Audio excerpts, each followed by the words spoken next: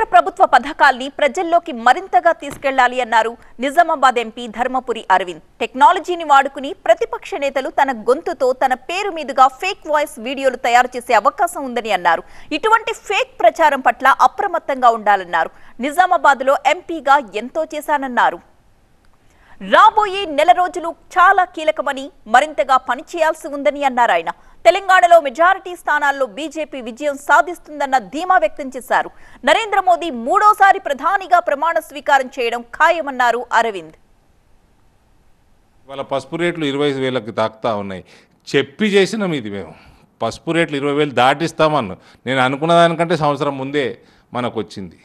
ఇవాళ కాంగ్రెస్ పార్టీ వాళ్ళు జీవితకాలం చేయని పనులు మనం ఈ ఒక్క టర్మ్లో చేసుకున్నాము. ఇప్పుడు కూడా పసుపు బోర్డు మీద రాజకీయాలు చేస్తున్నారు. పసుపు బోర్డు అన్నది దానికి రాష్ట్రపతి ఉత్తర్వులు వచ్చినాయి, పసుపు బోర్డు క్రియేట్ అయినాయి, కార్యాలయాలు ఎక్కడెక్కడైతే పసుపు బోర్డుతో అన్ని చోట్లలో వస్తుంది. ఇందూరు గడ్డ మీద కూడా పసుపు బోర్డు యొక్క బ్రహ్మాండమైన కార్యాలయం వస్తుంది. మేము భారతీయ జనతా పార్టీని కూడా ఇక్కడ పెంచుకున్నాము.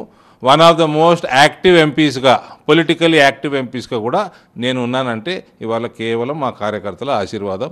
ఇవన్నిటికీ తోడు ఎన్ఆర్ఐలు కూడా మాకు సపోర్ట్ చేస్తారు. ఈ ఎలక్షన్లలో అత్యధిక ఎన్ఆర్ఐలు నిజామాబాద్ పార్లమెంట్ నుంచి ఉన్నారు.